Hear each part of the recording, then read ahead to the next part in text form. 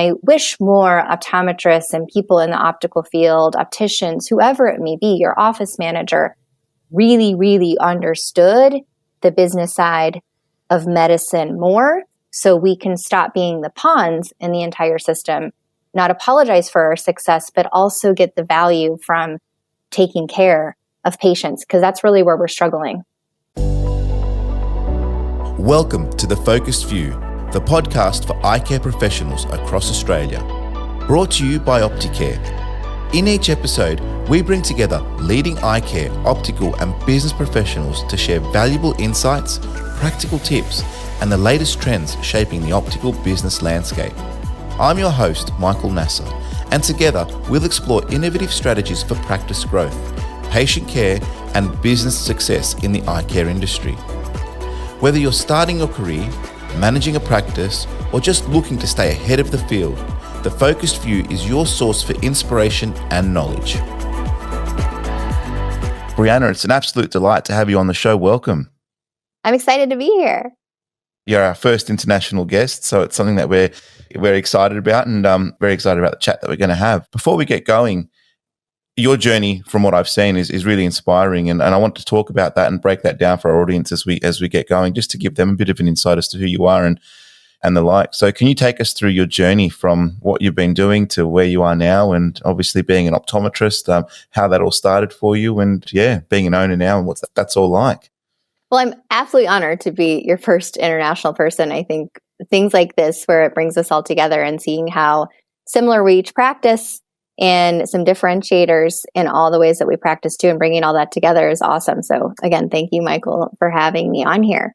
My journey started, really, I like to say I've been an optometrist since I was in second grade, when I got my first pair of glasses. Then I worked in and out of optometry offices, obviously went into optometry school after graduating from college, and then did a residency, joined a private practice. I always knew private practice is where I wanted to be. And then I bought into that practice in 2015, and then I just became the sole owner of that practice, actually to the day, a year ago. And so I have two wonderful associates that work there. And we'll get into this later on, but then also turned kind of tech entrepreneur. So that's really my main gig now. And I'm a mommy of two and have a husband. And, I love having conversations like this. Yeah, cool. Well, I like the fact that you mentioned the similarities as well within the industries. Something I've definitely noticed. Obviously, being based in Australia, and I know a lot of us look overseas and to the States in particular with regards to what's happening there and the development. So we're really excited to have you on to talk about those types of things. A few, I guess, key aspects to mention, especially for maybe our younger, listeners, with regards to some terminology differences. I know that because we've never had an optom from the States on, I think, one of the most common things that I've seen is the fact that optometrists in the States are called doctors, or they're referred to as ODs. And I guess in Australia, that's a little bit of a difference. And the other terminology that you've mentioned as well, which I want to expand on, this notion of associates. So when you say an associate, is that an optometrist, or is that so you're basically like a graduate optometrist in a practice, or you're just an employee optometrist in a practice? What does that look like?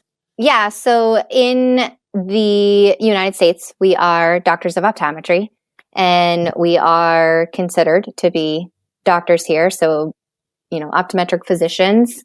We play with the states and terminology. Sometimes that gets thrown around a little bit. And then an associate doctor of optometry. So associates means I have two practicing optometrists that can practice full scope, that are employed by the practice or choose to kind of come and go as they please in the practice as well. Yeah. And you mentioned that, and the name of your practice is West Broadway Eye Care. Is that correct? Yeah, West Broward Eye Care. So it's in South Florida, near Miami is where it's located. Yeah. And you mentioned that you started off as an associate, and now you obviously are 1 year anniversary today of taking sort of sole ownership of it. So congratulations. That's awesome. Thank you. How did you find those key challenges from going from an associate, or effectively what we would probably say is an employee, through to that transition of being the owner? How did you find that? And what were some of the challenges that you faced in doing that? Yeah, so a lot of this, I've taken some time to really kind of reflect back on that. So I was an associate, so working under, this doctor, joined his practice. right out of school. So in 2010. And then 2015, we decided to become partners. So I bought into half of the practice, and then we had a retirement plan essentially for him that was actually extended by a year because it snuck up on us. And I was like, oh my gosh, we didn't really retire you yet. We have to kind of work on this. And so he was kind enough and really, wanted to stay one more year. So I always knew going into it that I wanted to be an owner. And so some challenges, not really challenges, but opportunities was he saw that in me and he allowed me to flourish in the practice. He never really challenged me on ideas. So I took the practice from being on paper records to being on, electronic medical records. We digitized a bunch of stuff in the practice, and he was behind me on that because he knew that he had to grow the practice. And so he really let me be me. What I see in a lot of other practices is when you have that senior doctor and then you have that junior doctor come on, that they don't really allow that to naturally progress and take advantage of that. And so that was something that was really, really special about the evolution of our partnership. And then essentially me, buying him out and taking over for him in the practice. And it sounds like it was quite a positive experience from everyone from the outset, which means obviously there was a lot of alignment, probably a lot of good communication, a lot of good understanding with regards to how that looks like. And I think from your point of view, that was a clear intention you had from the beginning. I mean, you said you were an optometrist since you were 2, so it's not something that you necessarily had stumbled onto or into. It really was a bit of a progression from what you had visualized probably from an earlier time. So, and that's awesome that you can align with individuals that, are like-minded, and that's a really critical aspect. For me personally, I love the fact that it's an independent, it's an independent practice. And again, that's something we're very passionate about. So that's one way that, young optoms now can perhaps transition into their own practice if that's something that they have an ambition for. And I feel like that's a very good model to sort of follow. How did your approach to patient care and business management evolve over this period too, from the beginning to what it is now? Yeah, so my parents owned a furniture store my whole life. So there's commercials there on the internet of me, those like homegrown commercials. I don't know if you have those in Australia, but we like to put our kids on TV and like show, commercials about our businesses growing up. So that was really heavy in the, 80s, early 90s. Looking back on it, it's really, really funny. So I had this entrepreneurship, this business mindset. I always have come and gone as I've pleased, and work for myself is really one of my core values. And so I got a business degree, but I got all the health requirements to go either into medical school or to optometry school in the US. And what I fell in love mostly with optometry was really the business side of optometry. So I love patient care. I love being able to take care of that. But where I really, really thrive and what really, really gets me excited is the business behind not just optometry, but healthcare in general. And I wish more optometrists and people in the optical field, opticians, whoever it may be, your office manager, really, really understood the business side of medicine more, so we can stop being the pawns in the entire system, not apologize for our success, but also get the value from taking care of patients, because that's really where we're struggling. Yeah. From what I witness, obviously very much with that Australian perspective, the optometrist generally doesn't have any formal business qualification or training. And so it's the part of the business they find the most challenging. Obviously they've been to university, what you'd refer to as college, and they've acquired this healthcare degree, but where's the business component? And as we know with optics and optometry, most of your revenue is generated via sales. So that makes the need for business and a business focus even ever more critical. So the fact that you've, I guess got those elements within you, I think that probably is a bit of a measure to your success and why things are going the way they are for you. So yeah, and I do like to challenge Michael on that because, again, coming onto the sales side of optometry now, we'll get later into contact lenses here in the next section, but I want to challenge people on here, just like you went to optometry school to learn optics and glaucoma and dry eye and myopia management and all these different things. It's really easy to learn the business side. It should not be intimidating. You're great at numbers. You learn a couple of numbers, manage it, steer it, and allow yourself to drive it. And not only your wealth will increase, but your happiness will increase because you're going to be more in control of what you're doing. So I don't want people to keep shying away from that. And we have to make it known. Yeah, I got nothing in optometry school either, right? But at the end of the day, you're a business owner that happens to practice optometry. You've got to wear those hats in that appropriation too. Yeah. And just out of curiosity, and I know with the States, it's very much, or the United States, it's very much state-based with regards to the regulation of optometrists and how they can own practices. Do you have situations and scenarios where a non-optometrist can open up and own a practice there, or do you have to be an optometrist to own a store? No, you don't have to be an optometrist to own a store. So you can employ, again, it's state by state. So in Florida, where we are, you can be an optician and then you can employ optometrists. Right, yeah. Okay, so one thing that we were speaking about was patient engagement earlier on, and it's a critical aspect of any successful optometry practice. I'd love to hear how you keep your patients engaged, and with particular references to maybe follow-up appointments or any aspects of the business that you really deem as critical with regards to patient engagement strategies, because I know it's something that you're really passionate about.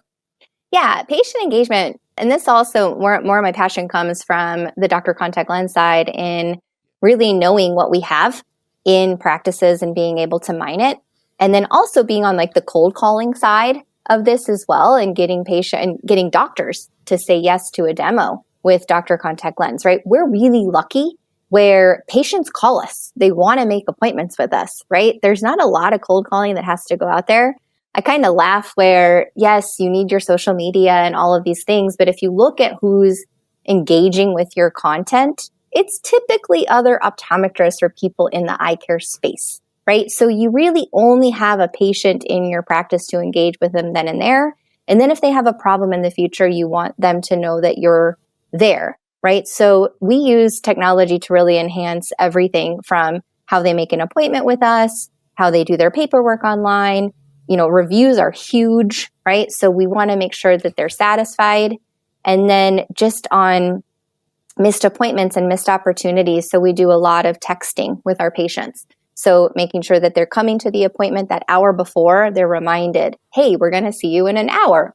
So people get in their busy day to day and may forget you. And then that's a lost opportunity for them. That's a lost opportunity for another patient in your practice. And that right there is a bottom line killer. So if you just miss one appointment a day of a no-show, that the patient completely forgot, stuff comes up, I get it. That's like $80,000, right? That's a nice raise. So it's not overlooking these little things to improve the patient engagement. It's not about likes and your blogs and stuff like that. Yeah, that's important, but it's little strategies on just making sure that your book is filled every day. What are some of the technologies that you utilize to ensure, and some of the processes that you employ to ensure that these things aren't missed or these opportunities are realized ultimately? Yeah, a lot of this is on automation, right? And so it's what your electronic medical records are allowing you to do and what they've integrated with. So like in the US, we have something like Weave or Demand for Solution Reach. A lot of the electronic medical record systems have their own patient engagement strategies. And you just got to pick one and go with it and then see it work. So I find a lot of us are jumping from one thing to another because we didn't see success. You have to give these things time and you have to work it, right? You have to be an integrator in your practice. And if you're not, find somebody in your practice who wants to be. Yeah, that's actually a very good point. It's also identifying that maybe this isn't a strong point for me. What does that look like in my team context? And is there someone that may be strong in that point? And let's work with them to get the most out of that particular side of things. Because technology, we spoke about obviously optometrists and the business sort of side of things. Well, then technology is sort of on top of that as well. When you've got to wrestle sort of all these three elements and tie them in to transfer that. I probably can say quite confidently that the tech stacks that are available in Australia with regards to these types of services probably aren't as advanced and we don't have as many options. But I think it's definitely a conversation that practices need to have with regards to automation and the power of automation. And as time develops, more becomes available. What advice would you give to an optometry practice that's looking to improve their patient engagement? First off, you just have to come up with a plan and stick to it. And that's where you're looking to your staff, looking what tasks they're doing that are mundane that a computer could be doing, right? So when I came in, for instance, when I came into the practice, we were calling every patient, reminding them of their appointment. That was taking someone 3 hours a day. So now all of that's automatic. We see who's on the schedule. The text messages are sent out. The emails are sent out. We see who confirms. Then we kind of come in and backfill it on if something doesn't get confirmed, it probably warrants a call or another text message. So my thing though with technology, and this is again a challenge for optometrists in general, is we have to push technology along the way. We can't wait for it to happen. So meaning if you see something somewhere else, ask your EMR if they're developing it. Ask your electronic medical record if they're developing it. If they're not, who are you partnering with? Who are you letting build this with you to keep me front and center, to be engaged with my patients and compete? So we have to be externally looking for things. I look a lot to like the dental industry a lot. There's other industries that I look at as well that are really pushing forward technology. Yeah, and we'll look to some of those other fields. I know you do draw inspiration from those fields, and we definitely want to touch on that as we sort of go on through our conversation. I guess from what I'm getting there is a lot of that is coming from your record system. We call them practice management systems in Australia with regards to, how we're managing the practice. But if they don't have those tools, would you recommend somebody to look at third-party tools or software? Is there anything like that you implement or use in your practice that maybe, it's not covered, or is everything all in the one system? No, I have a lot of add-on solutions because even the ones that the practice management solutions are building or the EMR systems are building are really, really lacking. And so I think that's where you need to look externally on what can help you manage that. And you're going to pay for it, right? So, and that's okay. It's part of doing business. It's an investment. So look at things as an investment, not a cost. Yeah, absolutely. It's what value is it going to bring back to the practice and associate it with that, not necessarily the cost that you're spending on it. It's what it's bringing back. Cool. And with regards to is there one particular tool that you use that's a third party tool that, our listeners can jump on and have a look at and sort of see how it works just from the point of view? I always like to see if there's one or two, so especially when it comes to online tools that they can at least explore that we haven't thought about, but I know that you've had a lot of success or that, you're confident with in terms of what it's given back to your practice. Yeah, we use a company called Weave. So in the US, it's called Get Weave, WEAVE. So not like a hair weave. But they automated a bunch of things. So like they can send patients bills and the patient can pay the bill through a text message, online reviews. Then they can do reviews. One of my favorite features is like a patient calls the office, right? And we've done all we can in SEO and marketing and all these things to get the patient to call. And then we miss the call. So in the US, if it's a new patient calling your office, you have a 5% chance that the patient will call you back. So what we do is it's called a missed call text. So the patient will get a text message and it says, hey, sorry you missed your call. Need to make an appointment? Click here. Need to order your contacts? Click here. So there's a lot of self-service that goes in that.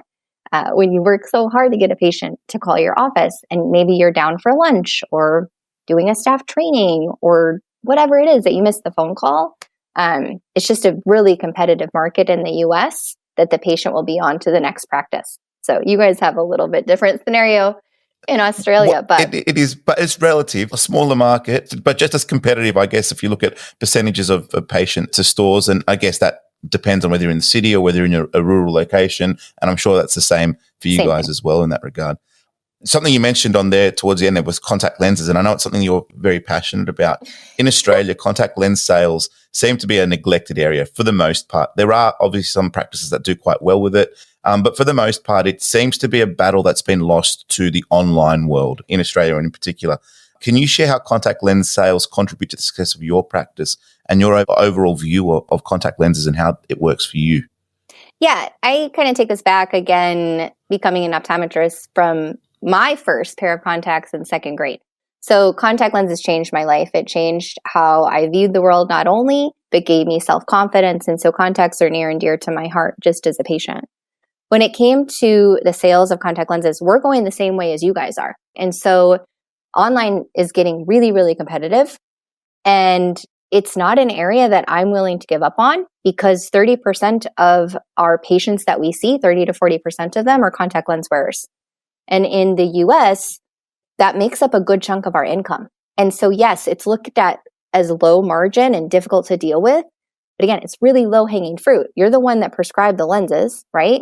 Allow them to easily and efficiently order from you, put a process in place that allows them to do that, and away you go, right? So this is just that one-stop shop where we've all gotten familiar, obviously, with Amazon and all that they do. Patients are looking for ease too. So I look at it when you give a patient a contact lens prescription, and in the United States, it's mandated that we actually have to give them a copy of their prescription. So you take that to the next level. If you digitize it, allow them to order in one click, now everybody wins. Now that patient is looked after because we know it's a medical device and things can go wrong with that. So contact lenses is something you should not overlook. And just like you want a one-stop shop and be able to do things, people want to do business with you. You have to give them the opportunity to do business with you. Absolutely. And that's the technology aspect of your career that we would definitely want to touch on, because I think what you've done there is incredible. With regards to the key there that I'm sort of hearing is you've got to integrate it into your practice and into your sales strategy, I guess, into some effect. And whether it's in person or in an online capacity, how have you integrated it into your lens sales and within your practice? And what value do you see that bringing? Yeah, again, when you're giving a patient, and we kind of said the bad word on here, right? We called it sales. And to optometrists, they don't like selling stuff. I'm a doctor. Maybe I don't like to sell stuff. Don't look at it as sales. Change the word to providing your patient a solution. So doing solutions over sales. If I go into a doctor and I want to solve a problem and I walked out and they didn't solve the problem, I'm kind of pissed, right? I took time off from work. I could have been doing something else. I exchanged money for the care and I felt shortchanged. So if you see a patient that, it has dry eye and they told you that, and then you didn't follow up on that, or then you recommended something and don't have it to give them, there's an opportunity there. So same thing with a contact lens prescription. If you're printing it, you're literally giving the patient homework. Okay, so thanks for coming in today. Here's your prescription. Good luck. Like, that doesn't make sense. So you're giving someone already homework in a busy lifestyle that they already have. Walk them up to the front. Okay, Michael, your annual supply is XYZ. I'm shipping it to this address. Does that work for you? Yes, great. Is that cash, check, or card charge, or tap, Apple Pay, whatever you want to do, right? Yeah. And then you place the order and ship it to the patient. So there's so much there. It's such a driver to the practice, both on a myopia management front as well as a dry eye front, right? Your contact lens patients are your most valuable patients. They come back more often to see you, and they're the ones that have kiddos with myopia management, and they're the ones that have dry eye. So connect that all back together. Remember, you're serving a community. That all goes together. Yeah.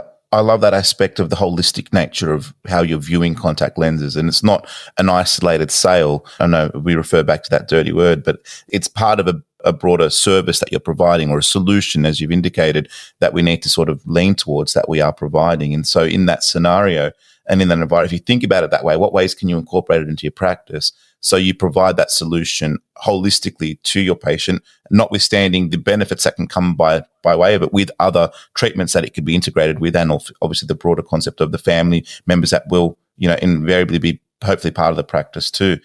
You mentioned myopia management and dry eye. It's a little bit of a pivot, but I guess can you speak quickly to those, and because they seem to be quite topical areas that are becoming more and more prevalent, especially here in Australia. What are your views and takes on it, and how does your practice incorporate that into their service offering? Yeah, so we in the United States, like Australia, New Zealand, you guys have had like MiSight lenses since 2009. We didn't get MiSight until 2020. So we are light years behind you guys in providing myopia management. So there's still a very few of us that are actually practicing full scope myopia management. It's, again, changed my practice, because if I can stop or slow down progression, that's a big deal, right? So again, living life as a -5.5 versus a -2. Could I have been? Probably. And then dry eye, it's just, again, this rinse and repeat model. So you're serving a whole community. You're going to have dry eye patients, myopia management patients, your contact lens patients, right, that you have to service. So we're practicing to our scope all those things. But again, it's all about learning because we weren't taught it in school. It doesn't mean, again, you can't learn business. It doesn't mean, again, you can't learn myopia management or dry eye. It falls in that same bucket, doesn't it? I guess that comes down to the individual with regards to that. And that's the whole point of this podcast, is because it's to highlight these things. There is a path, there is a way, and there are people doing it. And so it's about sort of linking all of those pieces together to help people improve their business and get the most out of it. What advice would you give to an Australian optometrist that's looking to improve their contact lens sales and patient engagement? I guess as a bit of a one tipper or two tips with regards to what they can do. Doing some staff trainings, getting somebody on board with it. When you show passion about somebody or something, then they'll start to show passion about it. And it has to become a focus. So, spend the next 6 weeks with a push on that. And you're going to see your patients are going to be happier. You're going to be seeing, more revenue. And you just have to come up with a process. So, I don't know, maybe Dr. Contact Lens one day can be in Australia. Who knows?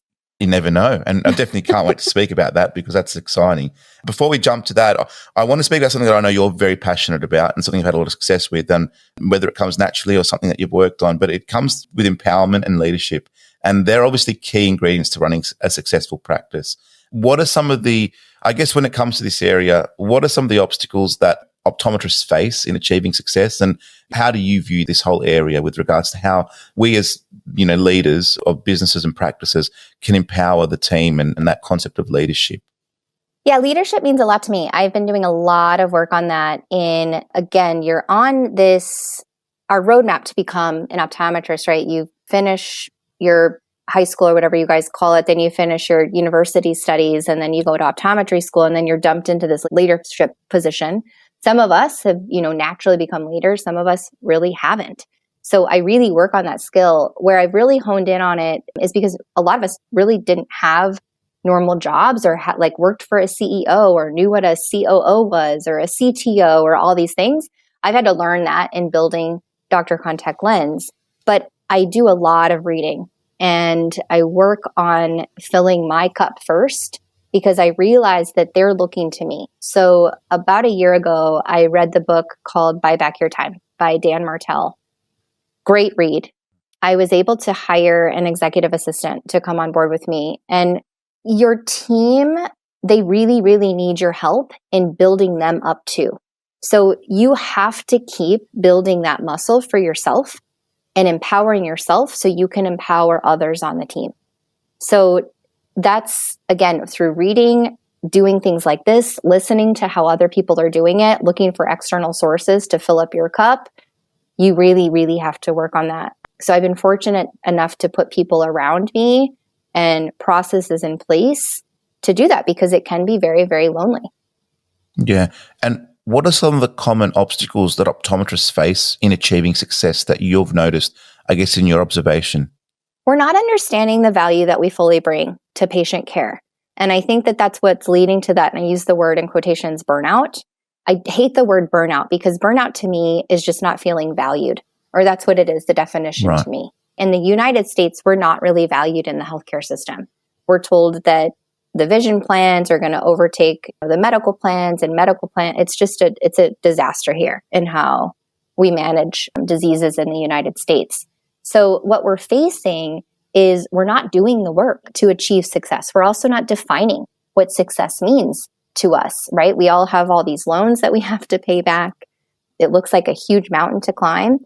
And you just have to remember there's chapters to every part of your story. So just keep turning the page, one foot in front of the other. Nobody has ever been an overnight success. It's just about doing little things that add up to big results. Yeah. And I think something as well that I think about in this instance is there are generally people that have walked the path, and it's about maybe connecting and finding those people. So if you feel like you're in that burnout phase, or if you feel like you're not being valued, or, there are probably people that have felt that before. And I think, you mentioned the word community, and I feel like this is a community too. And there are people that you can reach out to and speak to, and that have walked the path and have found success. And I think that that's an important part of this aspect too. How can practice owners and staff empower themselves and each other to perform at their best? Yeah. So again, I think that comes to reading and you bringing things through team meetings and things that you're doing. Like right now, I'm doing the Positive Intelligence Challenge, which is another book. It's another platform. He talks a lot about it. This one kind of resonating with me, where you get the inspiration. So 20% of what we do is inspiration. 80% of it is doing the work. None of us want to do the work. So you can find the inspiration, but it's about building that muscle of doing the work. And that even comes with goal setting, which a lot of us don't even know how to really set a goal, right? That's where you can, maybe that's where ChatGPT and things like that can come in. Help me set a goal that's this, this, this, and this. And now you have a formula for yourself. So just getting deeper, asking better questions of your team and yourself, and finding somebody to be accountable to that's not just yourself. Yeah, no. And what leadership qualities do you believe are essential for running a successful optometry practice, if you were to name a few? Just staying curious, I think, is essential for any business, not just an optometry practice now. It's for any business. You have to stay curious. You have to keep looking for innovative solutions, new ways of doing things, break stuff, fix stuff. And patients too, like in our practice, they're like, oh my gosh, you have something new again. My thank you to them is, you invest in us, so we invest in you. So if you haven't updated something in a long time, your patients notice that. It's really, really little things that go a long way. Yeah, I completely resonate with that concept of curiosity being an awesome quality to have, because it's that quality that makes you seek to find and to learn. And it's that learning that one strives for to improve themselves and the people around them, whether it's businesses or whether it's personally. I think that curiosity is the key. So I can totally understand that. Yeah, and Michael, I'll share one thing I've been up against lately as I've been on this path to learning and looking outside of the industry. I've really lost a bunch of mentors that I looked up to. And it's disappointing when you kind of lose a mentor, when you kind of get behind the surface a little bit. So people will come onto you, people will fall off away from you. That's okay. That's the ebb and flow of it too. And you just have to keep looking for inspiration. And remember that, because that's also been something interesting. Where do you draw most of your inspiration from? Because obviously you seem to have a lot of it and you're, kicking some awesome goals in that regard. So what is it for yourself that leads you to that particular, path? Yeah, it's friends, it's coaches, team members that I've brought on around me. It's looking for outside groups to be a part of. And a lot of it is reading and doing self-discovery and, really doing the work and asking hard questions and coming up with a solution.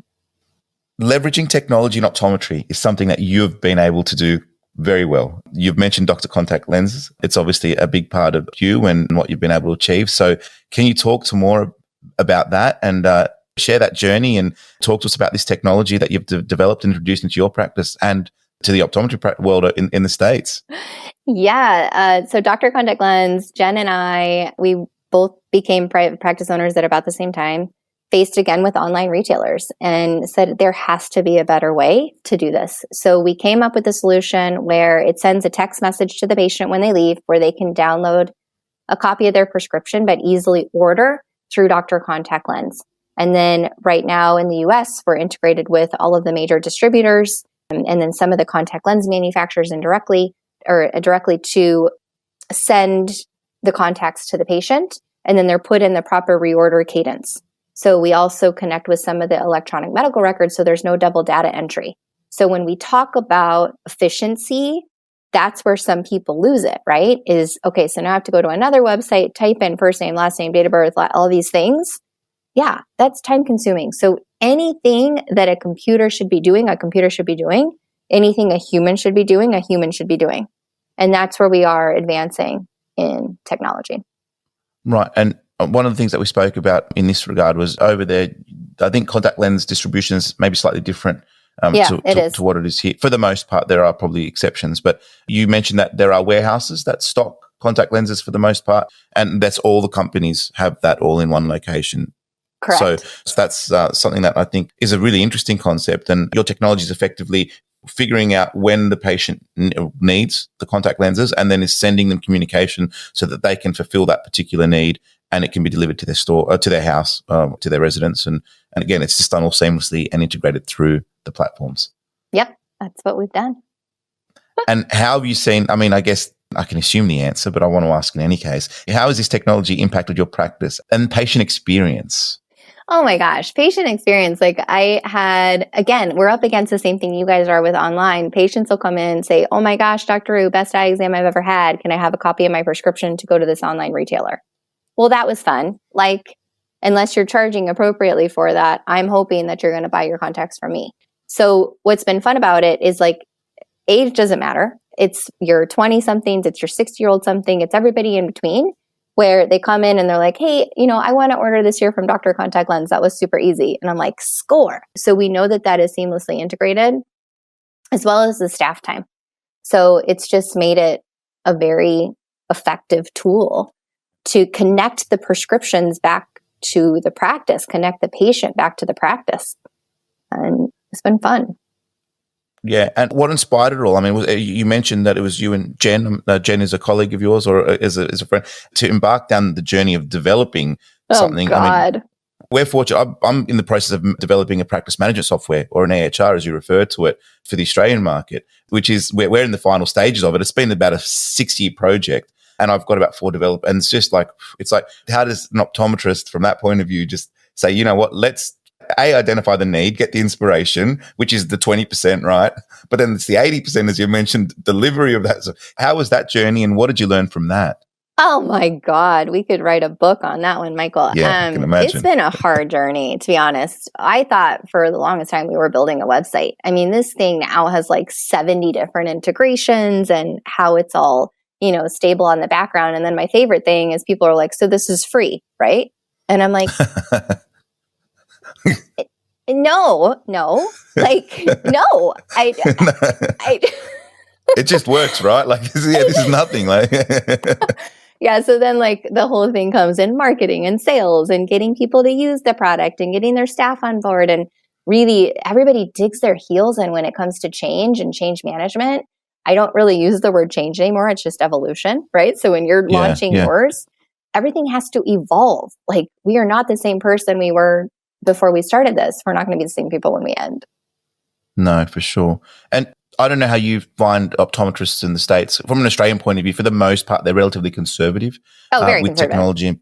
Yeah, so with technology, it's extremely hard. I mean, we only have 2 effective, we're all cut from the same cloth, believe me. Right. Yeah. So it's like, it's one thing to build it and then show it, and then it's like, well, now we've got to get them to on board. So how have you handled that? And what would you say to an optometrist or a business owner, an optometry business owner that is like, a little bit coy about technology and a little bit like reserved or conservative? What do you because a lot of the things that we're speaking about are processing it and implementing it and becoming effective, and automation, which is technology. And so those that are hesitant, do you have any tips or any advice or guidance for them other than just do it? Is there anything else that you could add? No, I would just say ask better questions. Like, again, stay curious, go in and like really see it. Like when you're at exhibit halls, and I don't know how conferences work over there, right? But like, go into these exhibit halls, actually stick your head in there, right? So what makes your business successful is not you purchasing the OCT. That's easy. But it's about investing in the front of the house technology that's going to make it easier for patients to do business with you and for you to really, really thrive. So don't be mediocre. And I think one thing too is we can really put optometrists in boxes. And this is maybe this will help you in your courses you're selling to people. There's 4 boxes. You have a business-minded person, and there's maybe 2% of us. They own multiple practices. They're probably not practicing anymore. They're doing other things. They're all driven by that. And then you have a business scientist. So when a rep will come in and talk to me, they're leading with business, and I'll put myself in that box, leading with business, validating me with science. Then you have a science business optometrist, meaning they're very science-based, show me all of the science, and then maybe sprinkle a little bit of the business in there, like what the return on investment is or the ROI. And then you have the science. And the majority of us are science. And I don't blame us. We went to become doctors. That's right. But we have to realize that if you don't have gas, which is money for your practice, you cannot take care of your patients. You cannot invest in the equipment that you want to better yourselves. That comes from tech, like Dr. Contact Lens, an efficient and effective electronic medical record or practice management system. All of that enables you to do that. So just flip it. Look at it differently. Yeah. It's all a matter of perspective. And I think, with the example that you've just highlighted there, it's just a way to think about something. And when you put it like that, it makes total sense. So I hope to prevent you from giving yourself a concussion, because my hole in the wall is back there from God, you guys don't get it. Got it. Yeah. Well, that's it, right? Well, I said, people have walked the path, right? So it's about learning from those people and not making the same mistakes that they probably did. And I think little things like that, that's what talking is about. That's what this podcast is about. It's what we're about. It's about sharing information, with like-minded individuals with that regard. And hopefully people that are listening to this will be inspired and will then go, you know what, let me go out now and see what's out there. Something that you mentioned earlier was, go and speak to your, practice management provider and say, what technologies are you working on? So that could be one way. And then once you know what that is, well, do you have training on it? Train the staff. I mean, get some buy-in. And then how can I integrate that? Find somebody in the team who can lead that for you. If it's not yourself, if if you're a self-declared scientist now, that, well, do you have someone in your store that's a business scientist or a business person? And maybe you can collaborate with them once you've recognized it in that way. So it's really powerful stuff that we're talking about with regards to movement in these type of areas. So it's, I love it as well. So it's awesome. All right, changing tunes a little bit. You did mention earlier on, that you do draw inspiration from other medical fields. And in particular, you mentioned the dental world. Can you elaborate on what you've learned from other medical fields with particular reference to dental? The dental field, especially when it comes to practice management solutions, are just light years ahead of all of us. So I never wanted to be a dentist. I'm glad I didn't become a dentist. But Myopia managed, love the dentists out there. Thanks for taking care of my teeth, because I do love my teeth. They're willing to invest in things to free up staff, to free up their time, to work more effectively and efficiently. And so a lot of healthcare technology comes from the dental space. And as we're talking about artificial intelligence, and I just said a totally silly word, I still think. I don't want that to scare people. But did you know that 70% of the companies that are working in generative AI are working in healthcare? That's how broken healthcare is. Yeah. Right? That's how more efficient and effective we can become. So now's the time to elaborate on that and look for inspiration outside of optometry and outside of our dark rooms. Come out. Go to different conferences, be around different types of people. I just went to a dental conference. You can go to these things and you'd be fascinated by what makes us the same, because only 2% of it's different. Yeah, that's almost it's a mind-shifting thought. We only go to optometry-related practice conferences, and what's to stop you from going to something a little bit different just to challenge yourself? Maybe there are people that do that, but it's not someone's first thought, I would imagine. So that's an awesome idea. With regards to what you've seen, and with the dental space in particular, is there any type of technology that you've seen or any type of process that you've seen that you've been able to bring back into your practice? And if so, what were they and how has it transitioned for you? Yeah, a couple of things. One, obviously, is the reminder system. That happened in 2010. Then another one was online appointment scheduling. That happened in 2012 or 2013, right? Then it was a chat bot on my website. I saw that from the dental space. Then it was something recently here, with the phone systems, where you're using artificial intelligence to pick up on phone calls and see where things are going. So did they miss an opportunity? Is there a room for growth where people are constantly asking about the same thing? So it's using things like that. Again, all of this is efficiency. This isn't going to make your job go away. It's going to make you more effective. We don't have enough doctors on this planet to take care of all the humans. We have to get more efficient and effective and keep our value. And that comes from operations.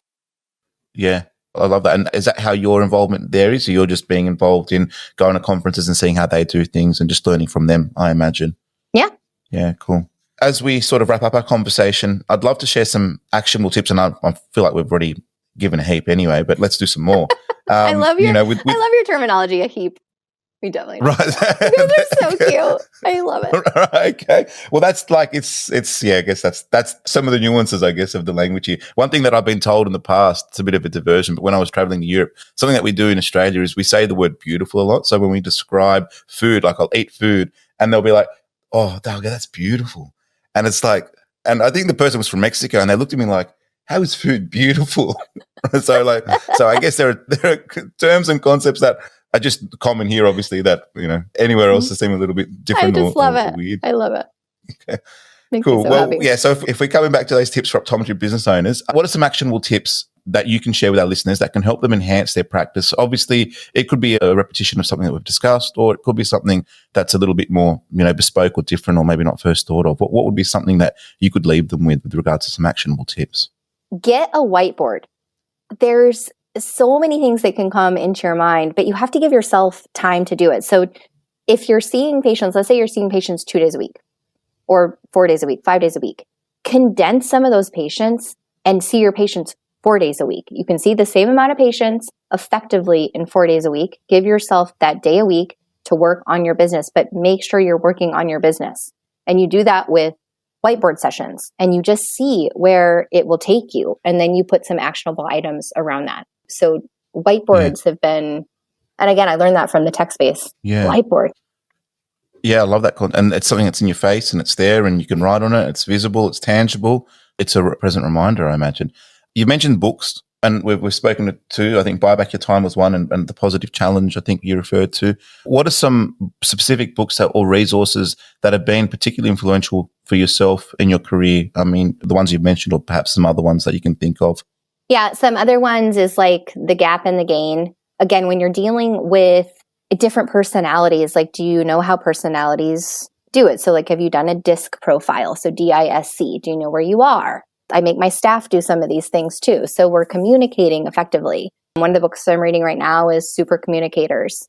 We have on LinkedIn, if you find me on LinkedIn, we do a book club. There's 3 of us. There's Aaron Werner, Kyle Clute, and myself.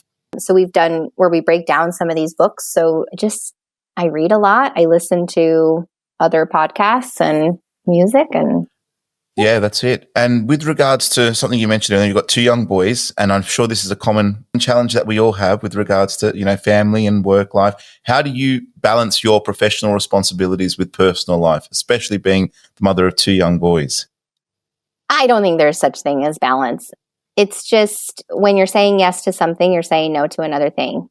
And you have to be ready for moments, meaning like if your kiddos want to play and you're running late, like what's more important? Like 5 minutes that they're going to remember or 5 minutes in that meeting.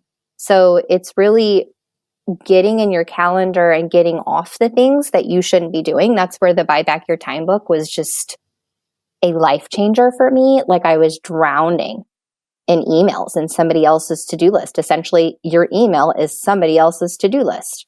So what should you be doing? What can you delegate? Meaning delegate like it's not on your plate anymore, because delegation means you have to oversee it and make sure that it gets done. So that's a bad word to me now through that book. Another book is 10x is easier than 2x. And you just keep applying it, right? You don't have to get it perfect. Just, again, stay curious, keep learning. We're all here to raise each other up.